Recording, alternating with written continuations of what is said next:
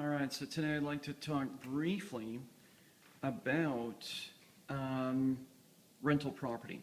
Just, I don't want to spend 10 minutes here, but just in a couple minutes, I'd like to talk about pros and cons of having rental property tenants.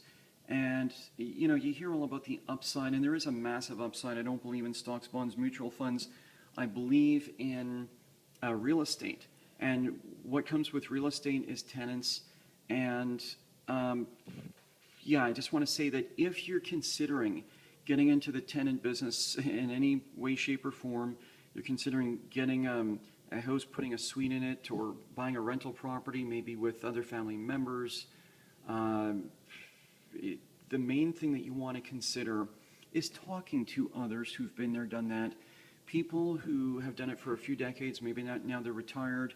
Oftentimes throughout Canada, anyhow, you can find retired business people offering their wisdom at a fraction of the cost of regular consultants. Federal Business Development Bank, they changed their name. This is one example where you can talk to a counselor, but seriously, sit down, talk to somebody who's been there, done that. You can talk to Roma. Here in Victoria, you've got Residential Property Managers Association. I'm not even sure exactly what Roma stands for anymore. But yeah, these guys are in the business of dealing with landlords and advising them on how to run their business, helping them run their businesses.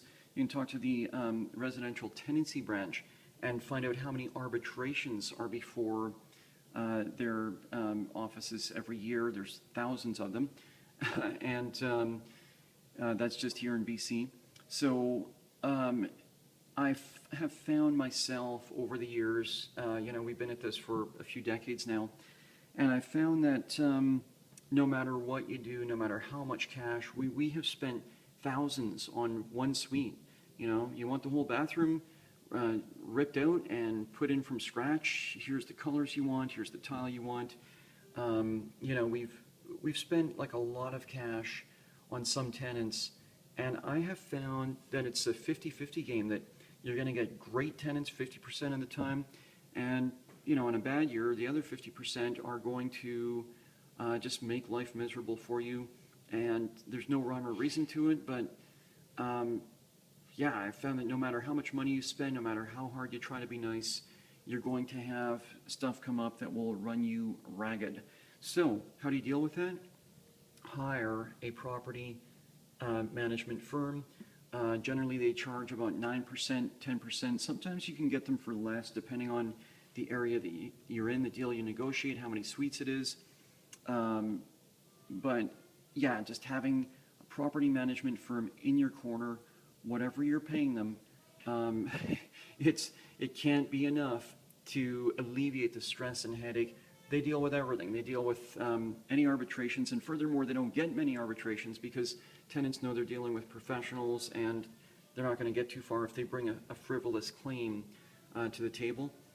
So just having them in your corner to take care of everything, looking around to see if there's any repairs that need doing. And not to say that that's perfect either. Some management firms, we use Dutton's, we've been very happy with them.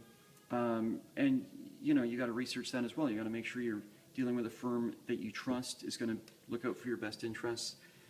But yeah, bottom line is, if you're looking at getting into real estate in any capacity, and you're looking at having a secondary suite to help pay the mortgage, you've got to be very, very careful in terms of ensuring that you dot your I's, cross your T's, to make sure that you don't end up on the short end of the stick. Just knowing your regulations, like all the regulations about when to return the damage deposit and blah, blah, blah. All of this takes a lot of research, and if you ad hoc it, you could be out literally thousands of dollars. So there's today's tip on just revenue property, dealing with tenants, and thinking about hiring a consultant or a property management firm. Over and out.